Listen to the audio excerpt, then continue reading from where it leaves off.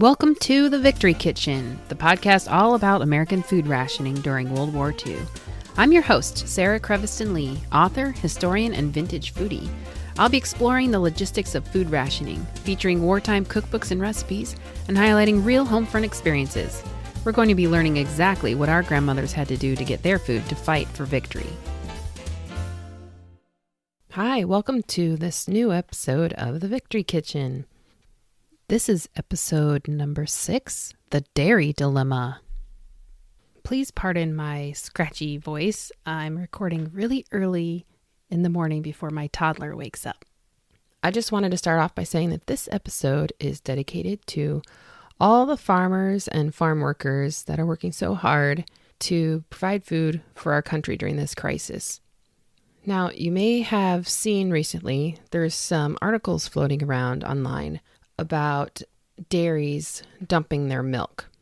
And the first reaction I think that people have is anger, because in some places there's a milk shortage. At least for the consumers, it's hard to get milk sometimes. And I found that to be the case in my area.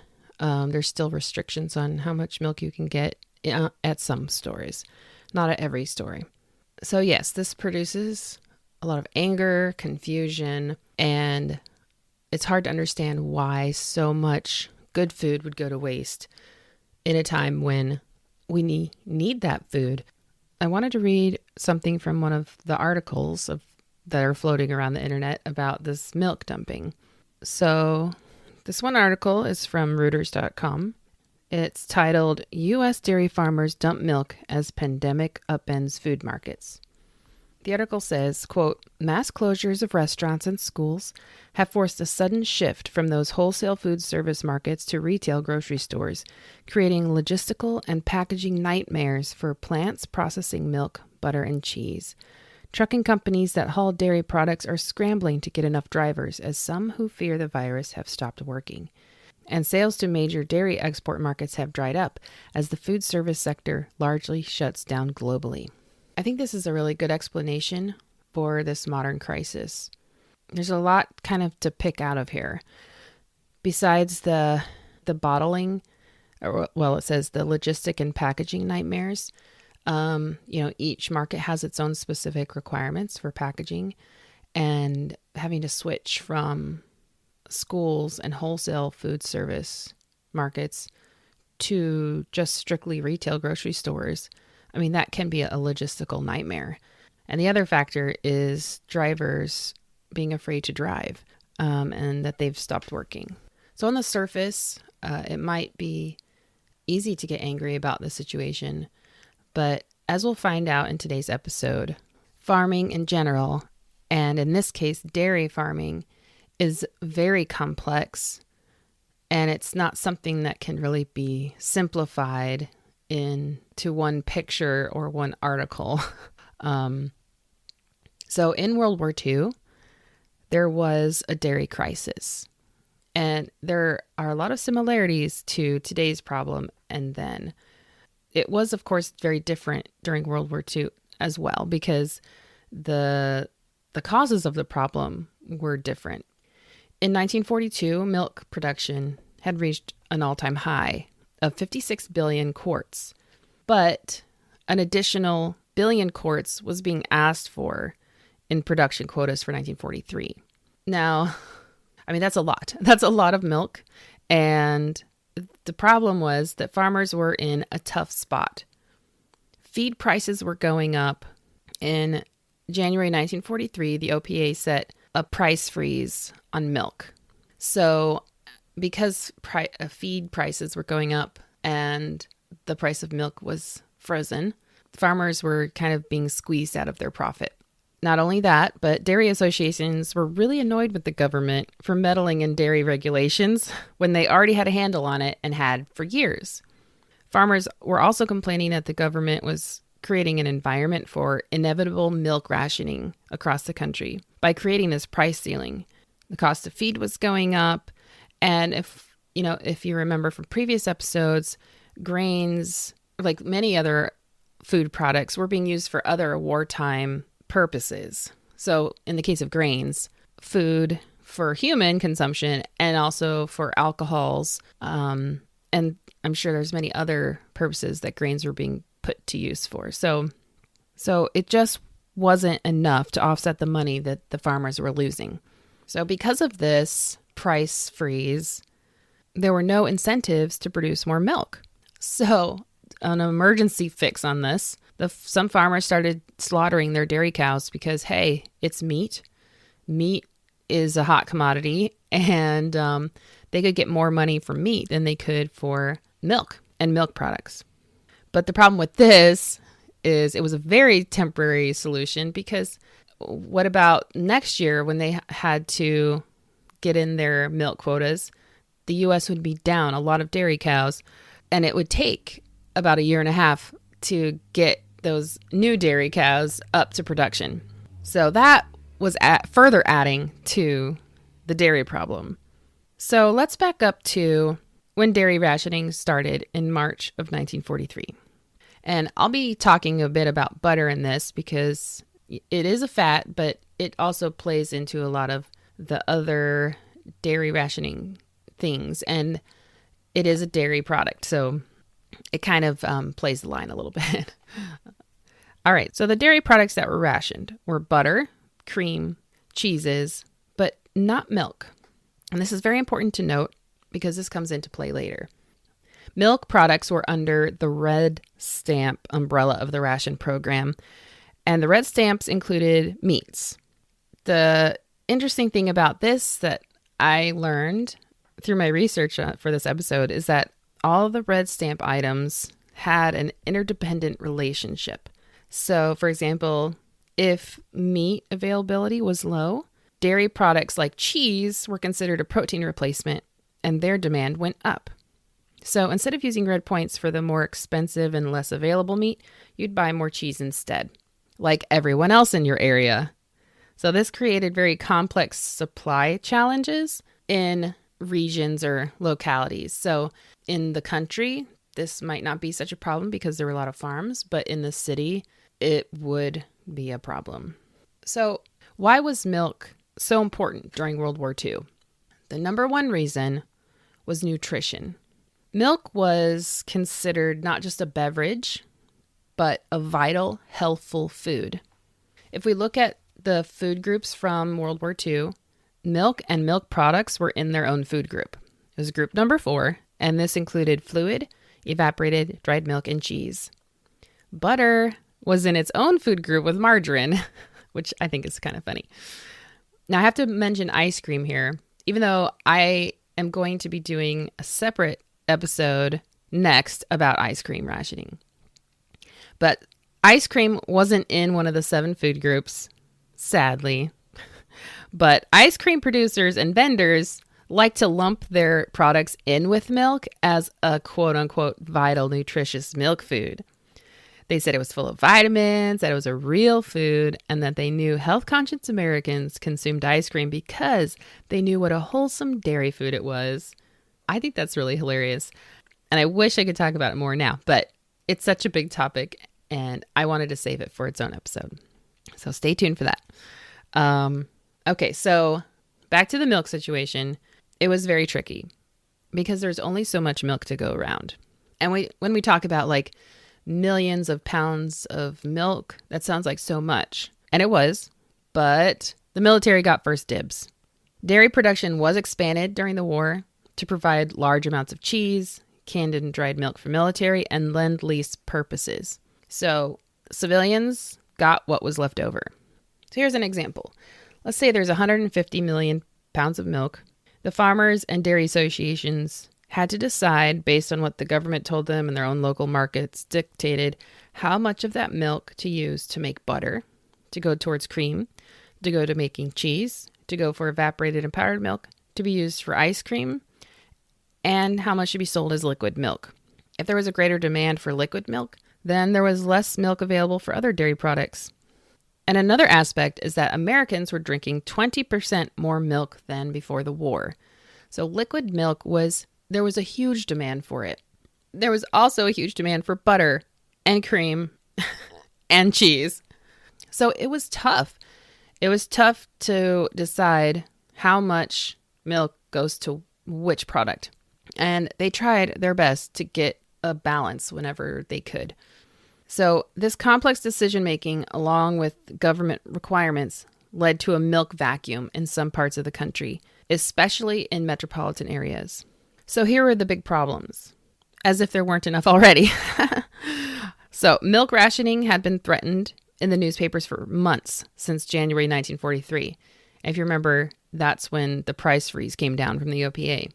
So farmers, like dairy farmers and the dairy associations, were threatening, hey, this is a bad idea. This is going to force milk rationing on us and all of our customers.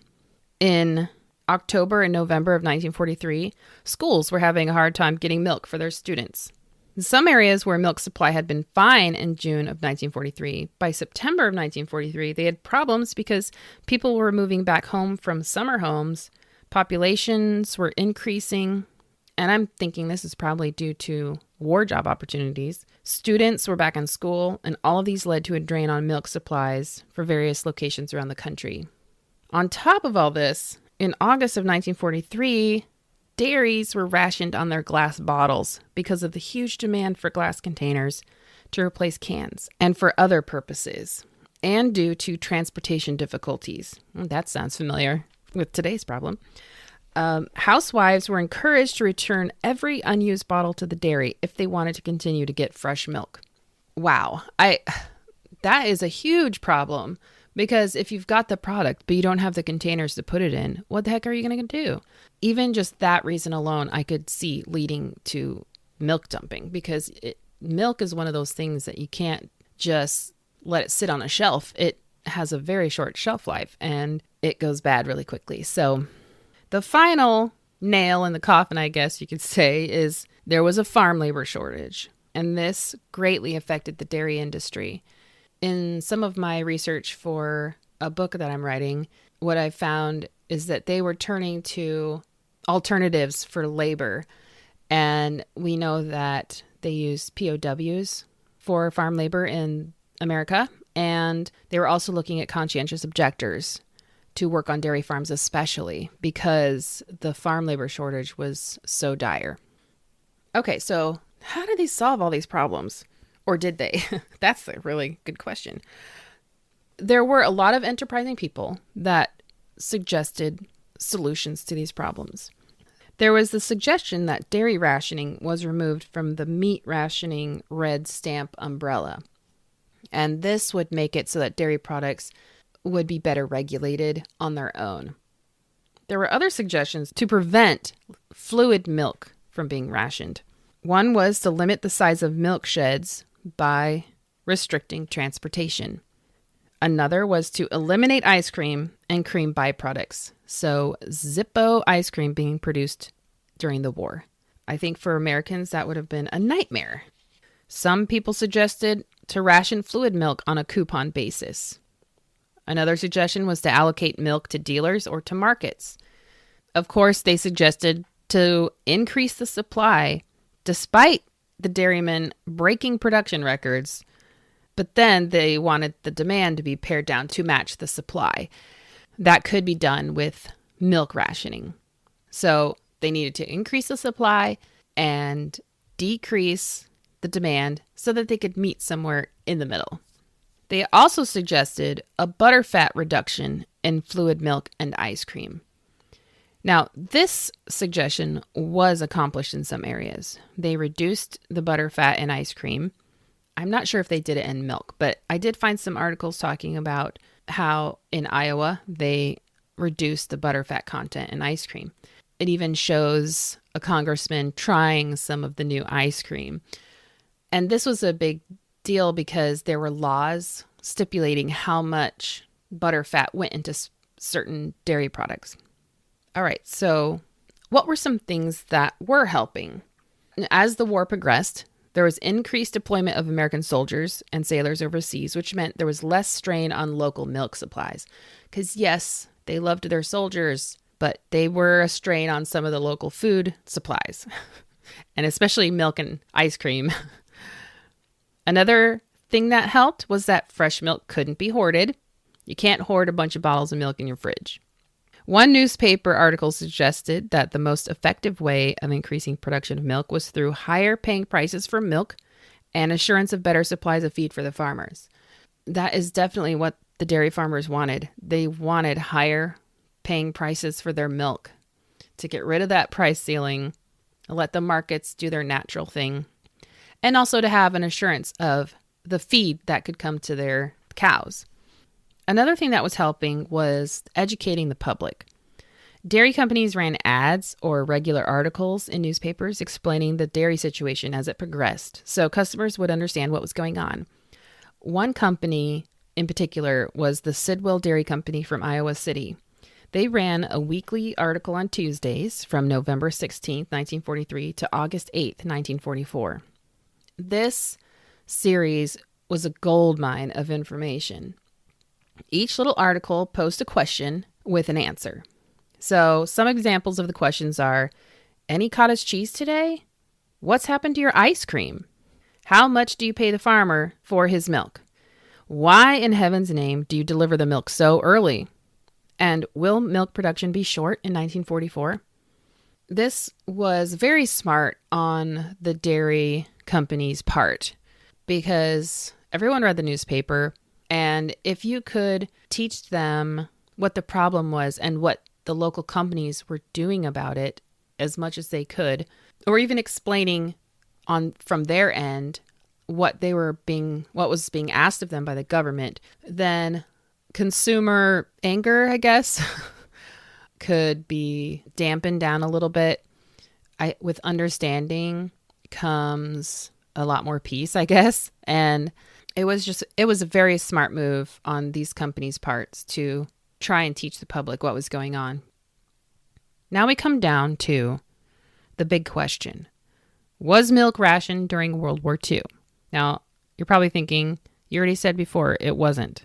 Well, the short answer is no, but yes, it was. So yes and no. It's no because the OPA never officially rationed milk by making it part of the National Ration Stamp Program. However, the War Food Administration did issue an order that specific regions, mostly metropolitan areas, must institute milk rationing. This was really a modified rationing, and it was for a shorter period of time than we think of the other rationed products. Food Distribution Order number 79. So this was based on region, and they did not use ration stamps for this. Now, I found references to various areas around the country that ration milk. I am sure there is more than what I'm about to mention, but these are the ones that I could find. So on October 4th, 1943, milk rationing began for Omaha and Council Bluffs, Oklahoma areas. Customers would receive their normal orders of milk, but they wouldn't be able to receive extra milk. On October 20th, milk rationing for one dairy in the Winston-Salem, North Carolina area started due to a milk shortage. And the customers were told that shortage would probably only last 50 days. It's good to note that the other two dairies in the area were not rationing milk. So just this one particular dairy in the Winston-Salem area. All right, in November, milk rationing was happening in 6 Iowa cities: Davenport, Cedar Rapids, Waterloo, Des Moines, Council Bluffs, and Sioux City. On November 1st, milk rationing started in California's 5 largest metropolitan areas. This was intended at first to affect only cities with 100,000 people or more: Los Angeles, Oakland, Sacramento, San Diego, and San Francisco. But then San Jose and Stockton were added. I found this November 1943 article that talked about how milk rationing by dairymen was a thankless job. This is referring to the California market.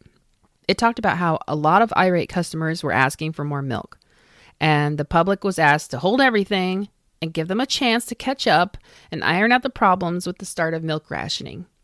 And if there's anything we've learned from this show, it's that when rationing started, it was super confusing for everybody, the suppliers and the customers. One of the wrinkles in this milk rationing deal was a smaller amount of milk was available for families with children, while restaurants were still getting 100% of their June deliveries. Now, this rationing was taking place in November, and they're talking about June deliveries. Like, what does June have to do with November? But milk supplies were frozen at the June 1943 level. At least this is what was mentioned in this particular article. So whatever milk they were supplying to customers in June is what they could give their customers in November.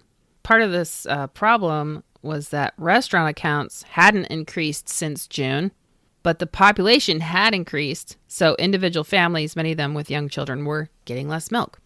Also mentioned in this article was that California schools were having a problem securing enough milk. Some were getting less than their usual orders, while others got none. And like I said before, this is not a complete list. No doubt many other large cities across the U.S. faced modified milk rationing. Now, the dairy farmers, they tried to come up with some solutions. One was that they delivered milk every other day as opposed to every day to kind of spread it out. In many cases, the dairy farmers or the distributors, they were the ones that had to decide how to allocate the milk. They did this with priority in mind. One article mentioned that this is where regular consumers came in the priority ladder. First came hospitals. Second came homes in which there were babies. Third came other households, so I guess everybody else. And last came hotels and restaurants.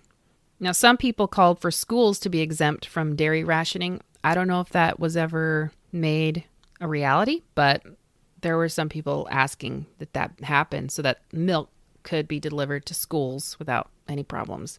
So let's fast forward to 1944. And this is where dumping milk comes in. One article from June 1944 reported a complaint that in and around the Boston area, milk was being poured down drains because of government regulations, while eager customers were short on milk, cream, and ice cream. In fact, a farmer had reporters come and watch him dump the milk down the drain to make a statement. So on the surface, this seems like a crime. But if we've learned nothing else this episode, it's that agriculture and food production is far more complex than what you get at face value. With the milk scarcity, government orders limited milk dealers to selling only a percentage of June 1943 sale levels. June is a month of normal increases in milk production because of greener pastures, so they naturally had a surplus of milk. But they legally couldn't sell the milk surplus. They could give it away, but processing and bottling costs would be a huge burden because that would be on them. So they had to throw the milk away. In another related article, they explained that the government did anticipate the surplus, so extra milk was diverted for other purposes, and they were happy with the lower level of wastage. So it was a wastage that was expected. And if you think about it, if you have like a lot more of a commodity and then you suddenly flood the market with it, no pun intended for milk, but it could drastically lower the cost of milk, and that would be detrimental to farmers as well. So they try to keep it a balanced system, and that's what the government, I guess, was trying to do. So in the end, we can say that no, milk was not rationed in America by the OPA, but yes, it was rationed for some people. Now, if you're interested, I found this amazing wartime video produced by the Borden Milk Company, and it goes through the entire process of milk from the cow until it gets to the customer's door. What's cool about it is that it shows you how they collect the milk from the farmers, how they pasteurize and bottle the milk. It's so fascinating, and I really encourage you to take a look at this film. I've got a link for it on my blog, victorykitchenpodcast.com. After the break, we're going to be talking about our featured cookbook for the day, the Westinghouse Health for Victory Meal Planning Guide from October 1943. And we'll have our story highlight, which is something a little bit different today. I'll be right back.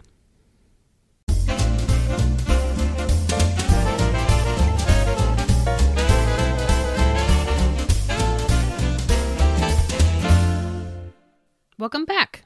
Today's featured wartime cookbook is Health for Victory Meal Planning Guide by Westinghouse Company, October 1943 issue.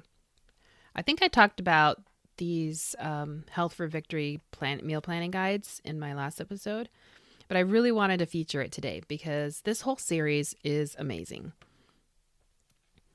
Westinghouse Electric and Manufacturing Company out of Mansfield, Ohio, is the one that produced these little magazines. And they were designed for the wives of the plant workers. They had a Health for Victory club, and this club would educate the women on how to prepare nutritious meals, how to pack lunch boxes for themselves, for their kids, for their husbands that were in manufacturing, and they would educate them about nutrition. To supplement this program, they produced these magazine-type cookbooks. It's been very hard to pinpoint exactly when these started, but my earliest issue is August 1942. These earlier issues are harder to find, but you can still find them for sale online. The later issues especially. So the issues from 1943 are easy to find. And these are what I tell people if you want to have at least one cookbook to learn about wartime rationing, you should get one of these issues. Because not only does it have the recipes at the back, these were far more than just regular cookbooks. Each issue has a theme to it. And this is what they would base the articles inside on. So in this issue, October 1943, it has a picture of a sailor eating ice cream with a really happy face. And the subtitle for this issue, or they say featured in this issue, Our Biggest Bargain in Food. 88 recipes not in the September issue. And inside, all the articles are about milk. So milk and milk products, Our Biggest Bargain in Food. How to keep milk pure, rich in food value as it comes to you. They tell you how milk is pasteurized and why, and how to safeguard your milk once it gets to your house. They talk about how milk is a food, not merely a beverage. And then they teach you how to incorporate it into your meals so that you are satisfying group number 4 of the food group wheel from that time. And they point out all the different ways that you can get your dairy into your diet, whether it's through cheese or buttermilk or liquid milk, evaporated milk, lots of different ways. And of course, they feature different recipes. But they don't just do that. On top of all that awesome information, they have menus for every single meal in the month. They also teach you how to use these menus, have a market list for these menus, and then have the recipes after that. They even have things that like preparations you can do ahead of time, which I think is pretty cool. I wanted to read a little bit of how they put these menus together. They say how these menus are planned. Use these menus and you'll avoid all the headaches of meal planning because we've suffered them for you. Have you included everything your family needs for healthful eating? Will they like it? Can you get it? Does it take too many points? We've met all these problems for you, have helped work out your marketing list, and have thought out the things you can do in advance to serve meals quickly. We begin with the basic 7. Foods from each of the 7 groups are included every day, some in breakfast, some in lunch, and some in dinner, to make sure you get all the things you need. Then the menus are checked 3 times at least. Rationed foods are carefully figured.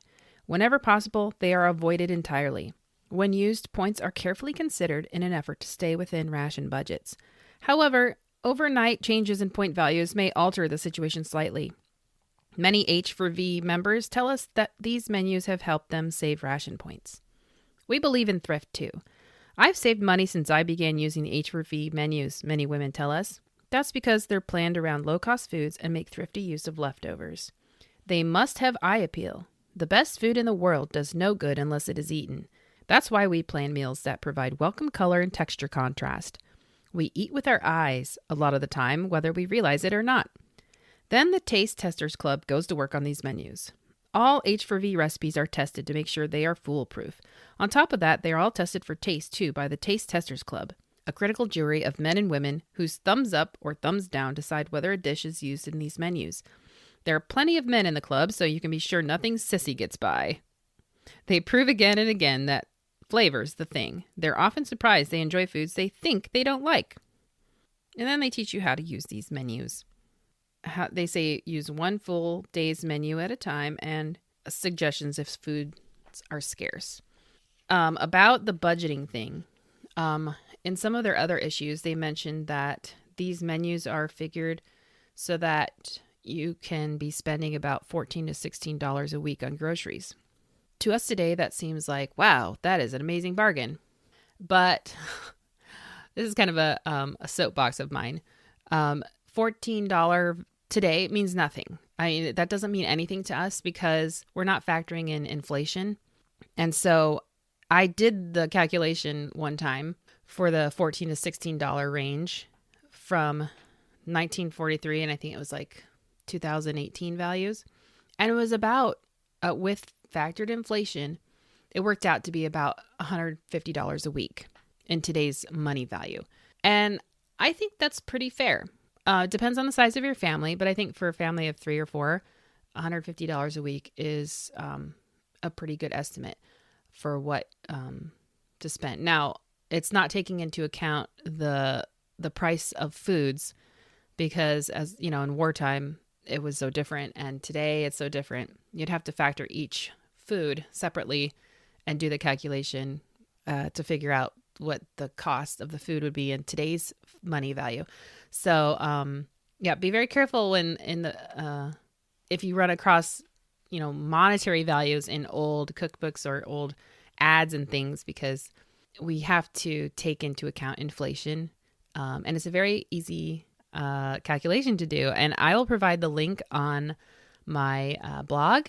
And it's a link to my history blog where I laid it all out and did some practice calculations so you could see how to do it for yourself.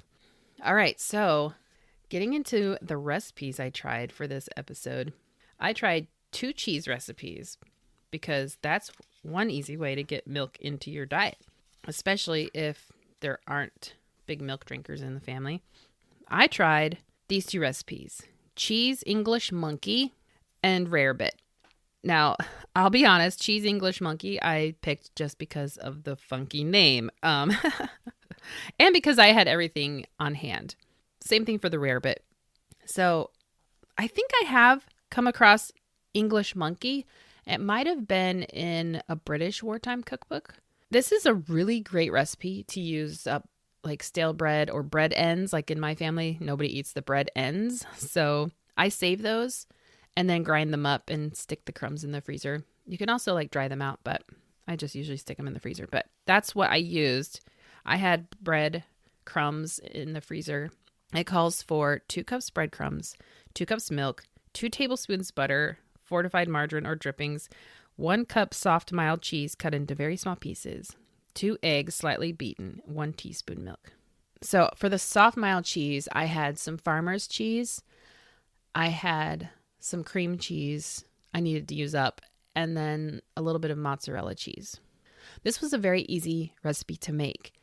And what it is for is they suggest to serve it on toast or toasted crackers. And it was surprisingly tasty.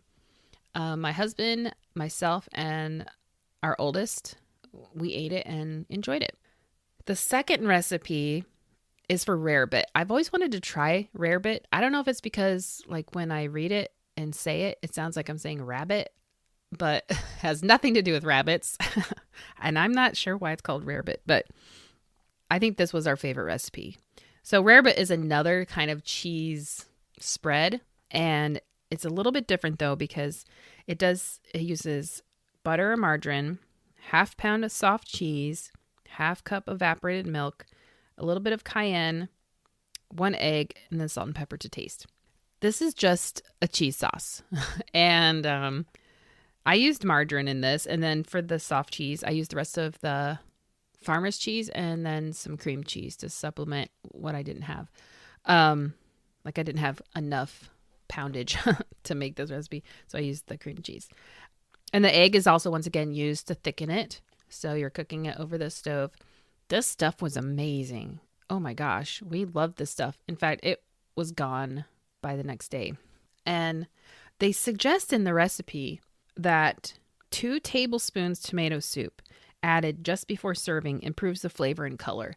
And I thought, that is weird. Like, why would you add tomato soup to that? But I did it because we just happened to have tomato soup that day for lunch. And I actually couldn't really tell much of a difference in the flavor. But then, it still tasted really good. But then I decided to get really fancy and I added salsa.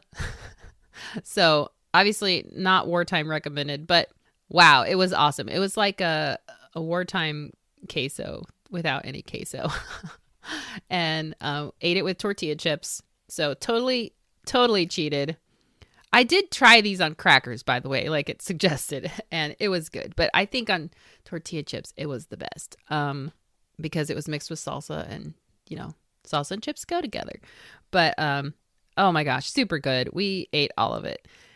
I did want to mention for the cheese English monkey, I tried it on a variety of crackers, but I felt that the cracker that it tasted the best on was not a wartime cracker at all. Sadly. I tried it on Ritz, Triscuits, and then some. Did I try it on Wheat Thins? No, I don't think I did. But I should have tried it on saltine crackers. That's what I should have done. But anyway, the one that I thought tasted on the best was Keebler's brand of toasted onion crackers. That was so good. And so I thought maybe the addition of onion to the cheese English monkey would actually be really tasty variation. And variations are okay when it comes to wartime recipes. That's what they encouraged you to do, right? So anyway, 2 really yummy recipes that were new to us, and we really liked them. If you'd like to get a look, I'll have pictures of these recipes and the cookbook over on my podcast blog.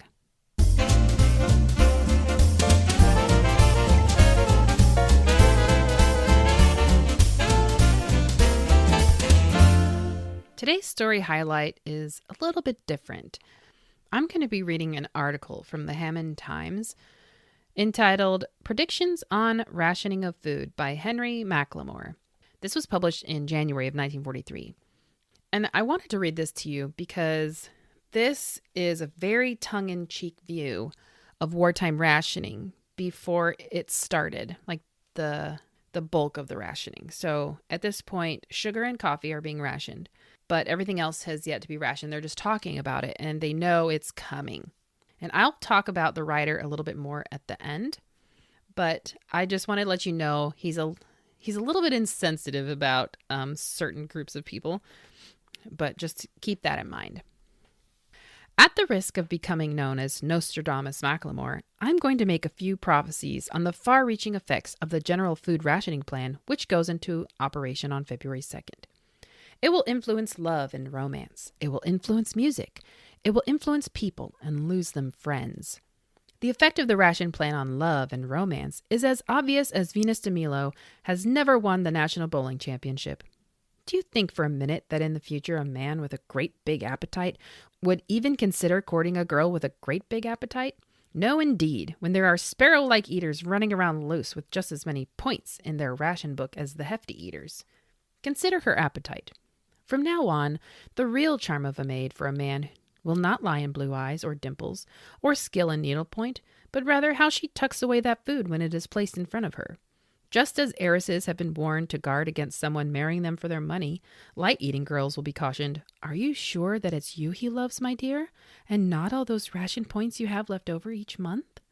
Men, of course, face the same danger. The most eligible man in town may be the fellow with stomach ulcers. Girls who like their food are going to think twice before plighting their troth to a man who needs 700 or 800 pounds a day to keep his 6-foot, 200-pound frame moving around. When inquiring into a suitor's background, parents will care more about the oats he has eaten than the ones he has sown.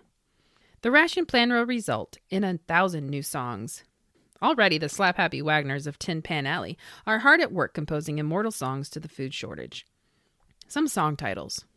I met a 700-point baby in an A&P store. My heart went on a riot when I met a girl on a diet. My heart is all aflutter over a girl who doesn't like butter. I can't ration my passion for you. Just wait and see. There'll be some even worse than these. As for friendship, the food you serve a guest in your home is going to show plainer than any of your other actions how much you think of him. Give him a dinner that costs you more points than Notre Dame gets in a season, and he will think of you as a true friend. On the other hand, give him a dinner which his knowing eye will quickly see hasn't cost you more than a few measly points in your ration book, and he will never again shake your hand with the same fervor. For the first time since the founding of this country, friendships are going to be made and lost over such items as canned sifted peas, dried apricots, catsup, and noodle soup. In the future, ration points will determine the great hosts and hostesses of the country, those who are willing to sacrifice all week to really give a bang-up dinner on Saturday night, and not necessarily the wealthy will be the famed entertainers. Those big dinners. Already old Nostradamus McLemore can see the society columns. A big dinner will be written up like this. The highest point dinner of the season was given last evening by Mr. and Mrs. Gus Riboflavin. Mr. and Mrs. Riboflavin, who has existed on plentiful cereals for a fortnight in order to give the 2,700-point dinner, were so weak that they had to be helped from the table at an early hour. The dinner started with a 60-point appetizer, was followed by a 200-point clear soup, a 500-point entree, and they shot the rest of the points on the salad and dessert. Maybe this all sounds far-fetched, but wait and see. Nostradamus McLemore has never made a wrong prediction on general food rationing in the United States. Okay, so as you can see, very, very sarcastic, and you can kind of sense a note of like bitterness in there. You can tell he's not looking forward to rationing, and it's interesting his social predictions that will happen. I can't say that any of these did happen, but a very humorous view on the situation. Now, Henry McLemore is an interesting fellow. He was a popular sports writer of the time. He was a news columnist, and he even tried his hand at some acting post-war. He was liked for his tongue-in-cheek humor he displayed in his writing. At one point, from what I could understand, he enlisted, and his wife took over his syndicated news column, which was kind of a fun slant. Unfortunately, he is best known for his harsh outspokenness in favor of Japanese internment during World War II. And like many people who were equally outspoken about it, this haunted him for the rest of his life. It's kind of an interesting parallel to today. Something that he wrote about harshly in his newspaper just was forever out there. And it's something like once it's there, you can't really take it back. It's very similar to today where people say, you know, once it's out on the internet, it's out there forever. So just a really good lesson that just, you know, you have to be careful what you say. One thing I wanted to point out about the article itself is he mentions that rationing is set to go into operation February 2nd. And since January, the OPA had a date of when they thought rationing would start, but they kept pushing it back. So at this point in January, they were saying February 2nd. Later, I saw some articles talking about like February 24th. And then later, they thought it would be March 1st. But as we know, it started at the end of March on the 30th. So yeah, that's why it says February 2nd here, but that's not when rationing started. Now, what I want to see are some songs. These song titles are fantastic. So someone out there, write a song about rationing. I can't ration my passion for you. That's the best. If you've got a song title inspired by wartime rationing, send it on over. I'd love to hear it. Or if you have a wartime food story that you'd like to share from your family, I would love to hear about that too, so I can share it here on the podcast. So just a reminder to leave a review so others can find my podcast. And if you'd like to support this podcast, you can go to anchor.fm/Sarah Creviston Lee and click on support. Thanks for listening, and I'll talk to you next time. Bye.